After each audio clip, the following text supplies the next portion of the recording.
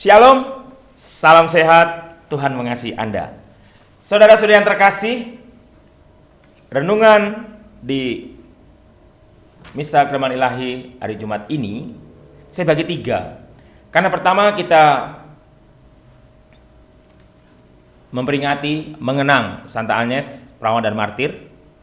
Yang kedua, dari bacaan pertama, kisah yang sangat epik, heroik, di mana Saul yang bernafsu membunuh Daud, tapi malah diampuni oleh Daud.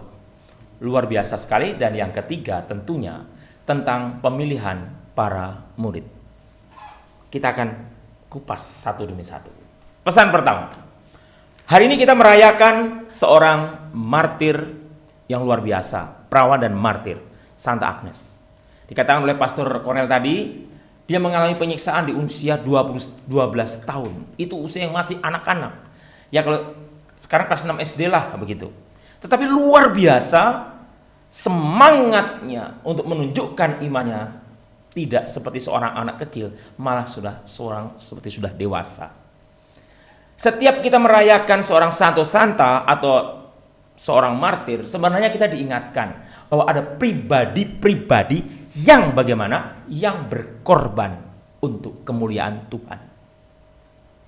Pertanyaannya adalah, di tahun 2022 ini, siapkah kita menjadi martir? Tidak harus mati mungkin, kita tidak harus dibunuh, tetapi martir yang mematikan kelemahan diri, keenakan diri demi kemuliaan Tuhan. Surat Rasul Paulus kepada umat Kolose bab 3 ayat 23, apapun yang kulakukan bukan untuk manusia tapi untuk Tuhan. Pesan pertama adalah bagaimana semangat kemartiran dalam hidup kita. Pesan kedua, bagaimana kita belajar dari Daud. Anda tahu saudara-saudara yang terkasih, kecemburuan Saul, iri hati Saul kepada Daud membuat Saul berpikir sempit. Dia percaya hasutan-hasutan dan dia mau membunuh Daud. Tetapi yang luar biasa adalah apa yang dikatakan Daud kepada pengikutnya. Aku tidak mau membunuh Saul. Aku tidak mau membunuh orang yang diurapi oleh Tuhan. Dan luar biasanya Daud yang difitnah, mau dibunuh, mengampuni Saul. Dia punya kesempatan untuk membunuh Saul, tetapi tidak dipergunakannya. Dia mengampuni orang yang membenci dia. Sifat, sikap, tindakan mau mengampuni, mementingkan kepentingan kemuliaan Tuhan, kebaikan, itulah salah satu sikap kemartiran juga.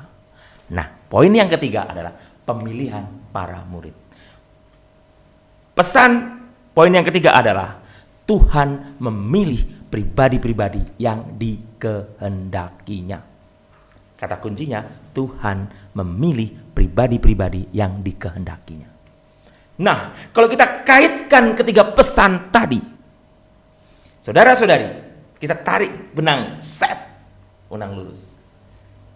Apa yang bisa kita temukan? Bahwa Tuhan sebenarnya menghendaki kita semua.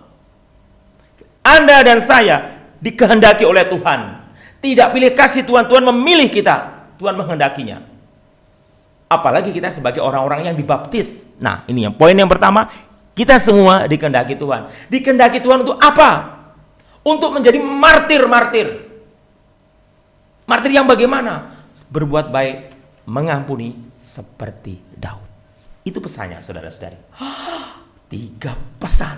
1 paket. Paket hemat, saudara-saudari.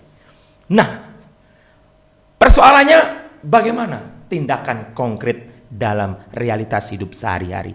Ini masalahnya yang tidak mudah. Kok Anda yang umat, kami para pastor ini, Pastor Cornel, saya, Pastor Win, Pastor rekan di YGB, kami yang memakai jubah seperti Batman, seperti Superman ini, juga tidak mudah. Hello. Meskipun kami juga berdoa. Inilah perjuangannya. Ingat, pastor juga manusia, Romo juga manusia. Jangan samakan dengan malaikat Tuhan. Ini dah masalahnya di sini. Tetapi jangan membela diri atau memaafkan diri mengatakan kami juga manusia. Romo pun berjuang, Anda berjuang, kita semua berjuang. Untuk apa? Menjadi martir-martir di dunia modern. Saudara-saudara yang terkasih, perjuangannya adalah kita tidak harus meneteskan darah. Mungkin bukan zamannya lagi untuk konteks Indonesia, mungkin nggak tahu di negara lain, saya tidak tahu. Tetapi untuk konteks Indonesia mungkin saat ini belum lah. Tetapi saya mau mengatakan, semangat kemartiran harus tetap ada. Bagaimana semangat itu? Dalam keluarga Anda.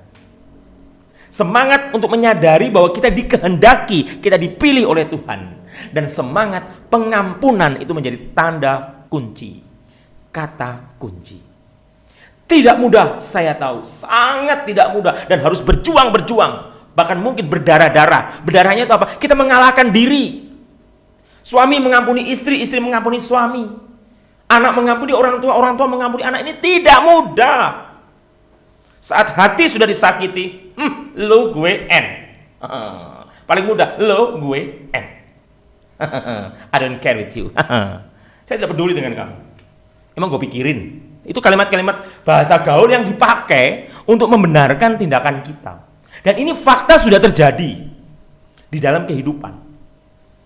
Mengapa terjadi perceraian di dalam keluarga, keretakan di dalam keluarga? Suami mungkin tidak bisa mengampuni istri, istri tidak bisa mengampuni suami. Mengapa anak menjadi disebut anak durhaka dan lain sebagainya? Mengapa seorang tua, bahkan ada istilah bahasa Jawa, kehilangan dok siji. Wes luwih baik aku kehilangan dok siji, saya kehilangan satu telur. Artinya kalau kamu menjadi anak yang durhaka, pergi. Dan aku tidak mengakui kamu jadi anakmu. Begitu mudahnya kalimat-kalimat itu. Seperti hasutan orang-orang yang menghasut Saul untuk membunuh Daud. Jadi Saul itu dihasut, saudara-saudari yang terkasih. Seperti bacaan pertama tadi dikatakan, Daud mengatakan, mengapa engkau lebih mempercayai orang-orang yang menghasutmu, tidak mempercayai aku? Saudara-saudari, inilah perjuangannya dalam hidup menjadi martir di dunia modern. Padahal kita sebagai orang-orang yang dikehendaki Tuhan, Yesus sendiri mengatakan, bukan lagi aku yang hidup, tapi Kristuslah yang hidup dalam diriku. Surat Rasul Paulus kepada umat Galatia, bab 2 ayat 20. Ada Kristus dalam dirimu, diriku. Perjuangannya tidak mudah, saudara-saudari, tidak mudah. Jatuh bangun. Tapi, saya suka sekali istilah yang dipakai oleh seorang penyanyi.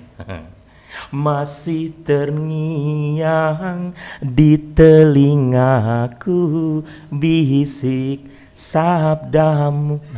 Bisik sabda Tuhan hari ini yang kita dengar. Setiap hari kalau kita membaca kitab suci, mendengarkan renungan yang dibawakan Roma atau siapa, sebenarnya Tuhan itu bersabda kepada Anda dan kepada saya. Untuk apa? Untuk menjadi baik, menjadi martir. Yaitu apa? Mengalahkan kedagingan kita, diri kita sendiri. Kemartiran itu. Jangan bayangkan bahwa Anda harus seperti Santa Agnes disiksa dan lain sebagainya. Mungkin suatu saat, maybe, mungkin, next time, silahkan di lain waktu. Tetapi saat ini, saat ini adalah kemartiran Anda adalah dalam hidup setiap hari. Anda harus bangun pagi melayani keluarga. Oh kok malas? Kemartiran Anda mengalahkan kemalasan Anda. Anda diperlakukan tidak adil di kantor Anda. Orang lain dapat jabatan, job karena dekat, karena ya menyenangkan bos dan lain sebagainya. Anda tidak dapat apa-apa. Kemartiran Anda adalah tidak dendam, tidak jealous. Orang lain lebih hebat karena dipromosikan, Anda tidak dapat apa-apa. Kemartiran Anda adalah menerima itu dengan sukacita. Itulah tanda kekristenan, itulah tanda kemartiran. Ingat 5 panggilan gereja kan? Diakonia, liturgia, kerugma. Apalagi? Diakonia, liturgia, kerugma, koinonia, dan martiria. Diakonia, pelayanan. Anda diminta melayani. Liturgia, merayakan. Anda ikut ekaristi seperti ini. Kerugma, mewartakan. Bukan hanya mewartakan bicara, tapi dalam hidup. Koinonia, bersekutu. Dan yang terakhir, martiria, kesaksian. 5, Anda dipanggil 5 tugas dan panggilan gereja. Ada dalam diri Anda, dalam diri saya. Kalau Anda ikut ekaristi seperti ini, entah secara online maupun secara offline, Anda itu sebenarnya melakukan satu koinonia.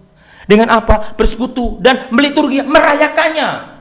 Makanya meliturgi itu sukacita, kegembiraan. Mungkin ada masalah, tapi ada gembira. Kegembiraan Anda, kemartiran Anda ini adalah Anda sedang sedih, tetapi Anda ikut bersekutu bersama umat di seluruh dunia merayakan Ekaristi.